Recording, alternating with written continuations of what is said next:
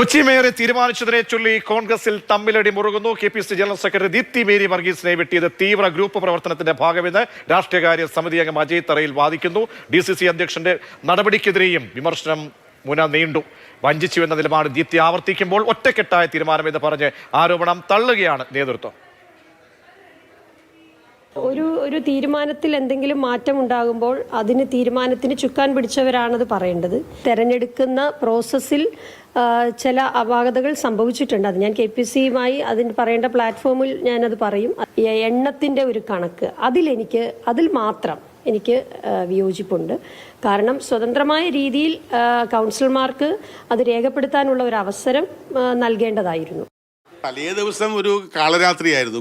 എല്ലാ കൗൺസിലർമാരുടെ വീടുകളിൽ അവരവരുടെ ഗ്രൂപ്പിന്റെ ആളുകൾ സമ്മതത്തിന് വേണ്ടി നടക്കുന്നു, ഭീഷണിപ്പെടുത്തുന്നു. നിരവധി ആളുകളെ അങ്ങോട്ടും ഇങ്ങോട്ടും കണ്ടുകൊണ്ടിരിക്കുന്ന ഒരു അവസ്ഥ.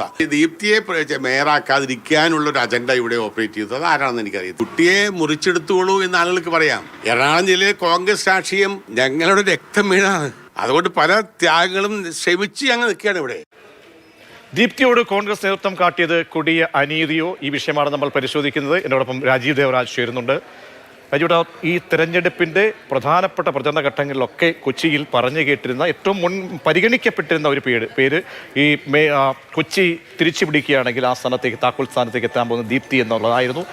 KPCയുടെ ജനറൽ സെക്രട്ടറിയാണ്, മുതിർന്ന നേതാവാണ്, KSU തുടങ്ങിയ പാരമ്പര്യമൊക്കെ തന്നെ എല്ലാവർക്കും അറിയാവുന്നതാണ്. അപ്പോൾ ഈ ഒരു സുപ്രഭാതത്തിൽ മറ്റൊരു പേരിലേക്ക് എത്തുമ്പോൾ ദീപ്തിയോട് കോൺഗ്രസ് ചെയ്തത് തികച്ചും അനീതിയാണ്. ഒരു സ്ഥാനത്തേക്ക്, ഒരു ഭരണസമിതിയിലേക്ക് ഭൂരിപക്ഷം കിട്ടി വിജയിച്ചാൽ അത് ആര് നയിക്കണം എന്നുള്ള കാര്യത്തിൽ പാർട്ടി തീരുമാനമെടുക്കും. പാർട്ടി തീരുമാനമെടുക്കുമ്പോൾ പാർട്ടിക്ക് പലതരത്തിലുള്ള താല്പര്യങ്ങൾ അല്ലെങ്കിൽ പരിഗണന അക്കാര്യത്തിലുണ്ടാകും. അപ്പോൾ അങ്ങനെ കാര്യങ്ങളെല്ലാം ആലോചിച്ചിട്ട് കോൺഗ്രസ് പാർട്ടി ഒരു തീരുമാനമെടുത്തു. ഇപ്പോൾ ഭരണം തിരിച്ചു പിടിച്ചതാണ്.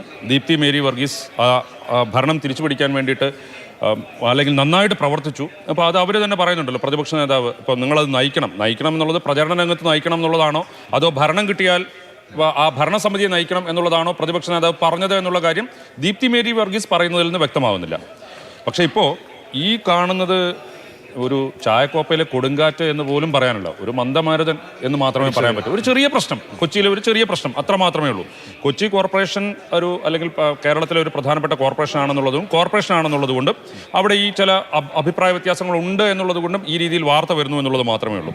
ഇപ്പോൾ ദീപ്തി മേരി വർഗീസിനെ പിന്തുണയ്ക്കുന്നത് എത്ര പേരുണ്ട് എന്നുള്ള കാര്യത്തിൽ ഇപ്പോൾ ഏറ്റവും അവസാനം അവരെ വേണ്ടത്ര അല്ലെങ്കിൽ അവർക്ക് ആ ഒരു മേയർ സ്ഥാനത്തേക്ക് കൊണ്ടുവരാൻ കഴിയുന്ന തരത്തിൽ അവരെ പിന്തുണയ്ക്കുന്ന കൗൺസിലർമാർ ഇല്ല എന്നുള്ളത് വാർത്ത വന്നിരുന്നതാണ്. ആ കാര്യത്തിൽ അവർക്ക് ചില അഭിപ്രായ വ്യത്യാസങ്ങളുണ്ട്, അവരുടെ കൗൺസിലർമാരുടെ അഭിപ്രായം അറിഞ്ഞ രീതിയിൽ പോലും. പക്ഷെ എന്തായാലും ഇത് ഗ്രൂപ്പിന്റെ കളി ഇവിടെ എങ്ങനെ, അതായത് നമുക്കറിയാം നേരത്തെയൊക്കെ ആണെങ്കിൽ മുൻകാലങ്ങളിൽ ഇങ്ങനെയൊക്കെ ഒരു സന്നിഗ്ധാവസ്ഥ വരികയാണെങ്കിൽ ഒരു നേതാവ്, ഉമ്മൻചാണ്ടിയുടെ കാലമൊക്കെ നമുക്കറിയാം, ഒരു നേതാവ് വരുന്നു, ഒരു ആശയവിനിമയം ഉണ്ടാകുന്നു, പ്രോപ്പർ കമ്മ്യൂണിക്കേഷൻ നടക്കുന്നു. പക്ഷേ ഇവിടെ പ്രോപ്പർ കമ്മ്യൂണിക്കേഷൻ പോലും നടന്നിട്ടില്ല.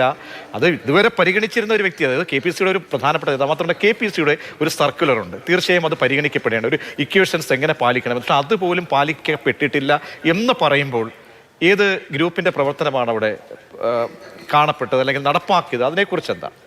ഇപ്പോൾ ഗ്രൂപ്പിൻ്റെ പ്രവർത്തനമാണ് എന്നുള്ളത് അജയ് തറയിൽ ആക്ഷേപിക്കുന്ന ഒരു കാര്യമാണ്. ഇപ്പം അജയ് തറയിലാണെങ്കിലും ഇപ്പം കേരള രാഷ്ട്രീയത്തിലോ അല്ലെങ്കിൽ കൊച്ചിയിലെ എറണാകുളത്തെ രാഷ്ട്രീയത്തിലോ അങ്ങനെ ഭയങ്കരമായ കോൺഗ്രസിൻ്റെ കാര്യത്തിൽ അങ്ങനെ ഭയങ്കര സ്വാധീനം ചെലുത്താൻ കഴിയുന്ന ഒരു നേതാവായിട്ട് ഇപ്പോൾ അദ്ദേഹം ഇല്ല.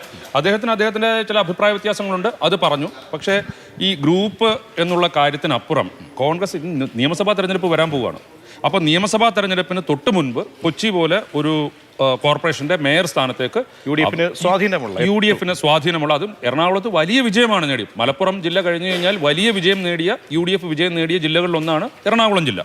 അപ്പോൾ ആ എറണാകുളം ജില്ലയിലെ കോർപ്പറേഷൻ മേയർ സ്ഥാനത്തേക്ക് അവർക്ക് പല പരിഗണനകളും ഉണ്ടാകും. അവിടെ സാമുദായിക പരിഗണന അത് എങ്ങനെ പാലിക്കപ്പെട്ടിട്ടുണ്ട്? അത് ഈ കാര്യത്തിൽ ഒരു വലിയ തെറ്റിദ്ധാരണ സംഭവിച്ചിട്ടുണ്ട് എന്നുള്ളതാണ് ഞാൻ മനസ്സിലാക്കുന്നത്. ഇപ്പോൾ ഈ പുതുതായിട്ട് വന്ന മിനിമോളുടെ കാര്യത്തിലാണെങ്കിലും ഈ ഡെപ്യൂട്ടി മേയറുടെ കാര്യത്തിലാണെങ്കിലും അത് ഒരു സമുദായം, അവിടുത്തെ ലത്തീൻ സമുദായത്തിൻ്റെ അല്ലെങ്കിൽ അവരുടെ ആവശ്യപ്രകാരം ആ വിഭാഗത്തിൽ നിന്നുള്ള മേയറേയും ഡെപ്യൂട്ടി മേയറേയും തിരഞ്ഞെടുത്തു എന്നുള്ള രീതിയിൽ വലിയ പ്രചരണം വന്നു. ഇവരുടെ പേരൊക്കെ കേട്ട് കഴിഞ്ഞാൽ അങ്ങനെ തോന്നും, പക്ഷേ അതല്ല യാഥാർത്ഥ്യം. ഇതിപ്പോൾ ഞാൻ അവരുടെ ജാതി മതവും തിരിച്ചൊന്നും പറയുന്നില്ല, പക്ഷേ അതും ഇതുമായിട്ട് യാതൊരു ബന്ധവുമില്ല എന്നുള്ളതും ഒരു യാഥാർത്ഥ്യമാണ്. അത്തരത്തിലുള്ള പരിഗണനകൾക്കപ്പുറം അപ്പോൾ ഒരു കാര്യം വേണമെങ്കിൽ പറയാം, ഇവർ രണ്ടുപേരും ഭൂരിപക്ഷ സമുദായത്തിൽ നിന്ന് ഉള്ള അംഗങ്ങളാണ്. അപ്പോൾ അത് ഇതെല്ലാം ഇതുമായിട്ട് ബന്ധപ്പെട്ടുണ്ടായ കെട്ടുകഥകളാണ്. ഇപ്പോൾ ഈ പറയുന്ന കാര്യങ്ങളിൽ തന്നെയും അവരവർ പറയുന്നതിനകത്ത് എത്രത്തോളം യാഥാർത്ഥ്യമുണ്ട് എന്നുള്ളത് നമുക്ക് ഒരുപക്ഷെ അത്രത്തോളം ഇവിടെ പറയുന്നതിൻ്റെ അത്ര തീവ്രതയിൽ ഈ കാര്യം ഉണ്ട് എന്ന് എനിക്ക് തോന്നുന്നില്ല. ഇപ്പം ഞാൻ പറഞ്ഞല്ലോ, ഇവർ ലത്തീൻ സമുദായത്തിലുള്ളവരാണ്. അപ്പോൾ ആ ലത്തീൻ സമുദായത്തിൻ്റെ സഭയുടെയൊക്കെ സമ്മർദ്ദം പരിഗണിച്ചിട്ടാണ് കോൺഗ്രസ് ഇങ്ങനെ തീരുമാനമെടുത്തതെന്നൊക്കെ ഉള്ള രീതിയിൽ. പക്ഷേ അത് ഒരു കാര്യം, വി ഡിക്ക് ഒരു കമ്മ്യൂണിക്കേഷൻ സാധ്യമാകുമായിരുന്നില്ല. കാരണം ഇന്നലെ ആദ്യം പോയി ബൈറ്റ് എടുക്കുന്ന മാതൃഭൂമി ന്യൂസാണ് ഈ സംഭവത്തിന് ശേഷം ദീപ്തി പറയുന്ന കാര്യങ്ങൾ നമ്മൾ അതിൻ്റെ അടിയിലൂടെ വായിച്ചു കഴിഞ്ഞാൽ ഒരു കമ്മ്യൂണിക്കേഷൻ അവിടെ നടന്നില്ല. പറയേണ്ട ആളുകൾ എന്തുകൊണ്ട് സതീശൻ പറയുന്നില്ല, സതീശനൊരു വിളിച്ചൊരു ആശയവിനിമയം എന്തുകൊണ്ട് താങ്കളുടെ പേര് ഒഴിവാക്കപ്പെടുന്നു എന്ന് അങ്ങനെ ഒരു അനീതി കാട്ടിയിട്ടുണ്ട്.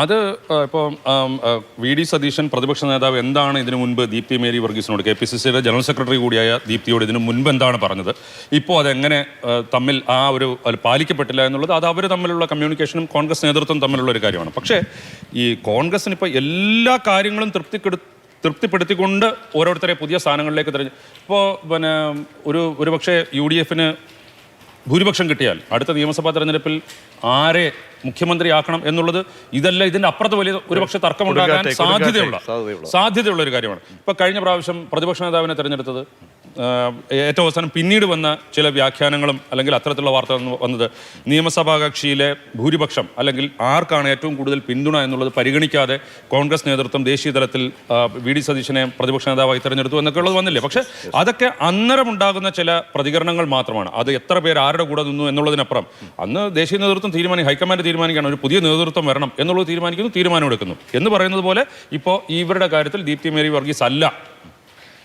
ഇതിപ്പോൾ അണികളിലൊക്കെ ഒരു ഇരവാദം, ഒരു പക്ഷേ ഗ്രൂപ്പിൻ്റെ കാര്യം മാറ്റി വെച്ച് കഴിഞ്ഞാൽ ഇരവാദം ഉണ്ടാകുന്നുണ്ട്. കാരണം ദീപ്തിക്ക് വേണ്ടി ഐക്യദാർഢ്യം പ്രഖ്യാപിച്ചുകൊണ്ട് ഒരുപാട് പ്രൊഫൈലുകളിൽ നിന്ന് ഇങ്ങനെ മറുപടികൾ വരുന്നുണ്ട്. അപ്പോൾ ദീപ്തിയുടെ ഒരു രാഷ്ട്രീയ പ്രൊഫൈലൊക്കെ വെച്ചുമ്പോൾ മറ്റൊരു അക്കോമഡേഷൻ അത് സ്വാഭാവികമായും ചെയ്യേണ്ടതല്ലേ? അതിപ്പോൾ ഈ കോർപ്പറേഷനിൽ നിയമസഭാ തെരഞ്ഞെടുപ്പ് വരുമ്പോഴത്തേക്ക് ആ കാര്യത്തിൽ അവർക്ക് അർഹമായ രീതിയിൽ അവർക്ക് പരിഗണിക്കാൻ കഴിയുമോ എന്നുള്ളതും കോൺഗ്രസിന് അതും ഏത് മണ്ഡലത്തിൽ പരിഗണിക്കാൻ കഴിയും, എറണാകുളം ജില്ലയിൽ തന്നെ ആണെങ്കിൽ ഏത് മണ്ഡലത്തിൽ പരിഗണിക്കാൻ കഴിയും, അങ്ങനെയുള്ള പ്രശ്നങ്ങളുണ്ട്. ഇപ്പോൾ അവിടെയെല്ലാം ഈ ജാതി മത സമവാക്യങ്ങൾ, ഗ്രൂപ്പ് ഇക്വേഷൻ, പിന്നെ ചില നേതാക്കളുടെ പിന്തുണക്കാരായ നേതാക്കളെ അല്ലെങ്കിൽ അവരെ കൂടുതൽ മത്സരിപ്പിക്കുക, ഇങ്ങനെയുള്ള പല കാര്യങ്ങളും കോൺഗ്രസിൽ സംഭവിക്കും. മറ്റു പല പാർട്ടികളിലും ഉണ്ട്. എങ്കിൽ പോലും കോൺഗ്രസിൽ ഇത് കുറെ കൂടെ സങ്കീർണമായ ഒരു പ്രശ്നമാണ്.